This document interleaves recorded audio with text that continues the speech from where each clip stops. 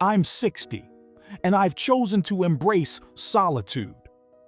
It's not because I'm angry or bitter, it's because I've learned something powerful about life. For years, I was always there for everyone: friends, family, neighbors. I showed up, listened, and gave my time freely. I thought that's what made me a good person. But as time passed, I realized something. Not every connection is worth my energy, and not every moment should be shared. At 60, I've found peace in stepping back, in choosing quiet moments over crowded gatherings, and in valuing my own company. This choice didn't happen overnight. It came from years of lessons, some joyful, some painful, that taught me what truly matters.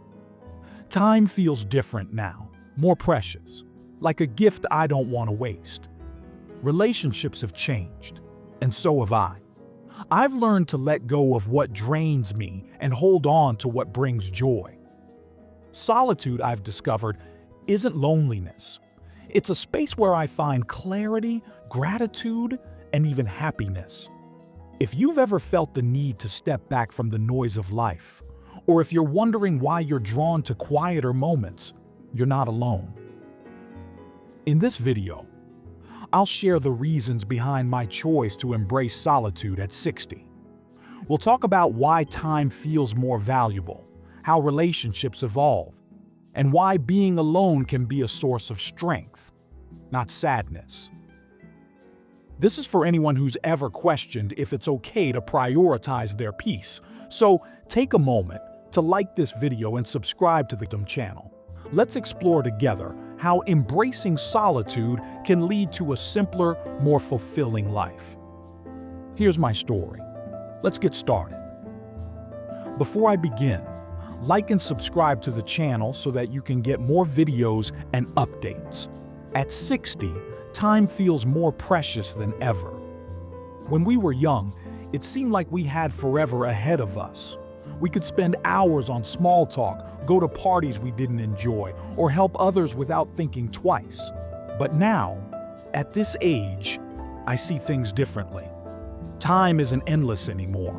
It's a limited gift, and I don't want to waste it on things that don't bring real joy.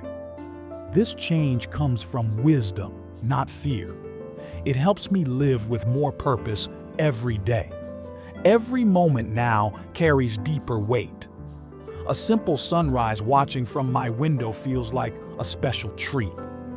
A deep chat with a close friend touches my heart in ways it never did before. Even quiet times like sipping my morning coffee or taking a slow walk in the park mean so much more. These aren't just fillers in my day, they're the real treasures. I've learned to notice them and hold them close. One way I've put this into practice is by being picky about my time. I ask myself simple questions. Does this activity make me happy? Does it match what I value in life?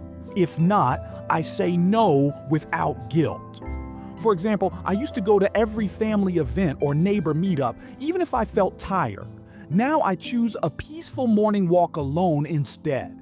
That walk clears my mind and fills me with calm. It's not selfish, it's smart. Protecting my time lets me focus on what truly lights me up. If you're around my age, you might feel this too. Think about your own days.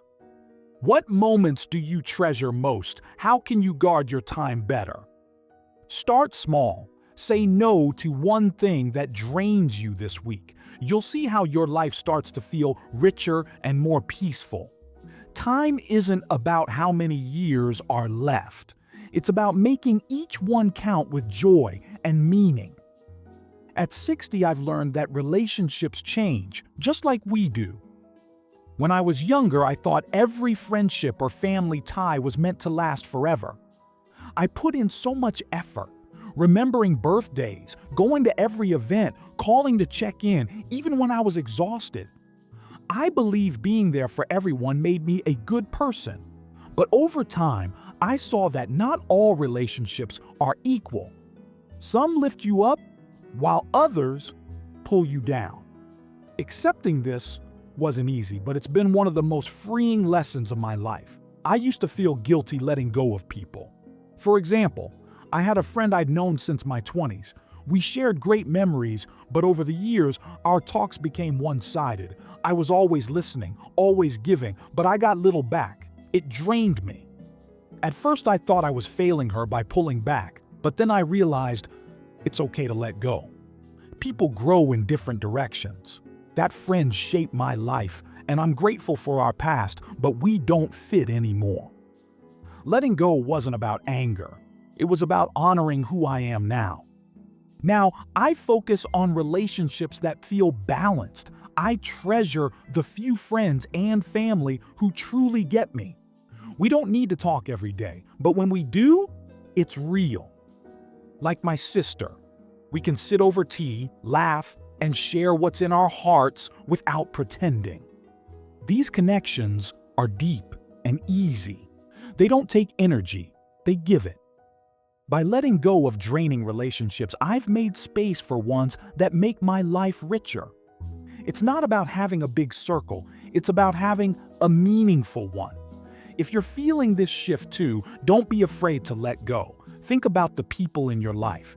Do they support you as much as you support them? Do they bring joy or stress? It's okay to step back from what doesn't work. You're not being selfish, you're growing.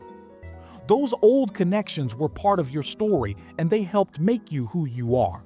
But now, at 60, you get to choose relationships that light up your days. That's what makes this chapter so special. Trust is a tricky thing at 60.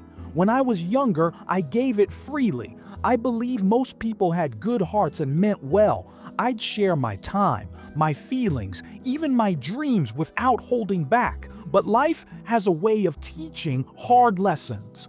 I've been hurt by people I trusted, a friend who shared my secrets, a family member who let me down when I needed them most, a coworker who cared more about their own success than our teamwork. Those moments didn't make me bitter, but they made me careful. Now, I don't trust as easily. When I meet someone new, I take my time. I watch how they act, what they say, and whether their actions match their words. For example, I once joined a book club hoping to make new friends, but one member always talked over others and never listened. My gut told me they weren't trustworthy, so I stepped back. Listening to my instincts has saved me from more hurt.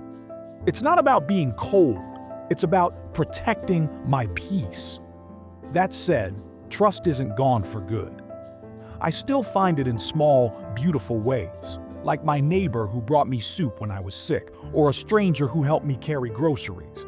These moments remind me that good people are out there. But trust now comes slowly, built over time with those who show kindness and respect. I've also learned to trust myself more. If something feels off, I don't ignore it anymore. Walking away from a toxic situation, even if it's hard, has become my way of caring for myself. If you're finding trust harder these days, know it's okay to be cautious. Think about your own life. Who earns your trust? Who makes you feel safe and valued? Set boundaries that protect your heart, but don't close it off completely.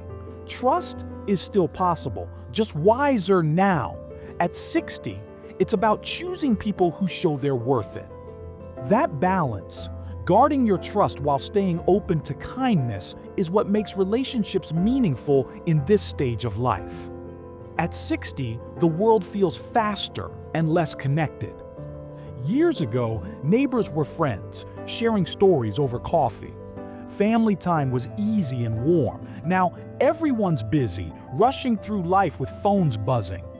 Technology helps me call my kids, but it's not the same as being together.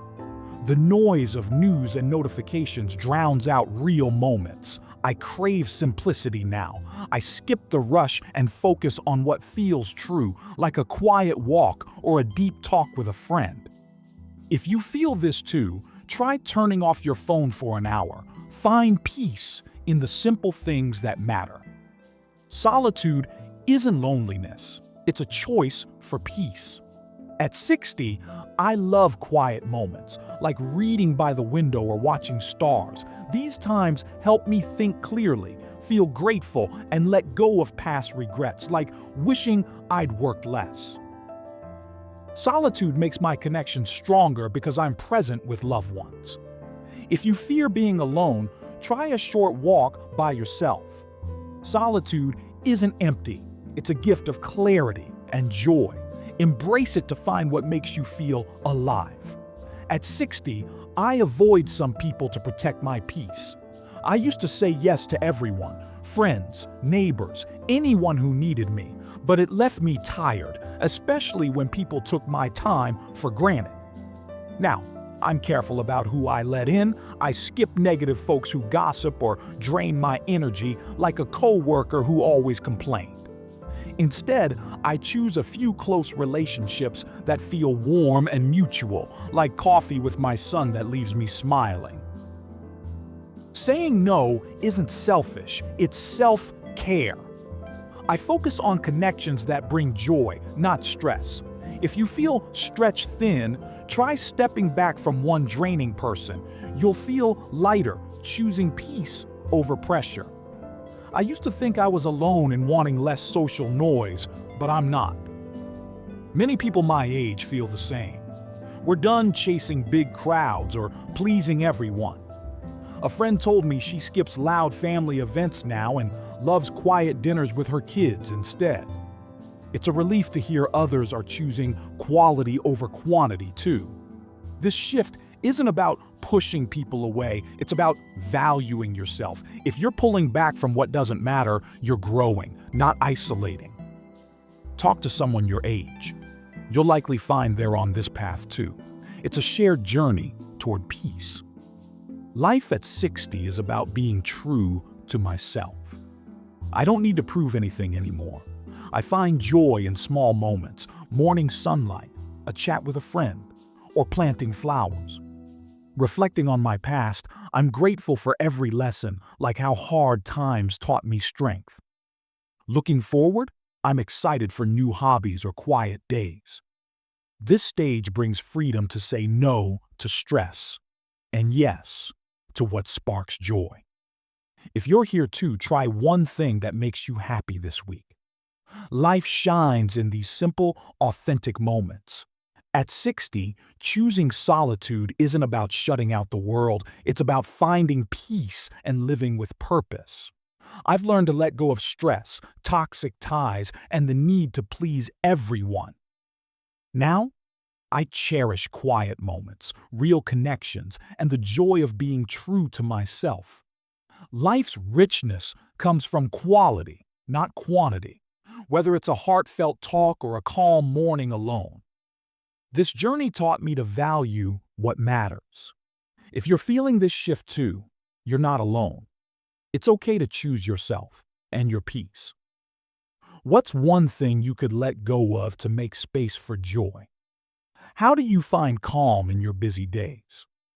Share your thoughts in the comments. I'd love to hear your story. Like this video and subscribe to the Kingdom channel. Let's make this chapter full of meaning and happiness together. Thank you for being here.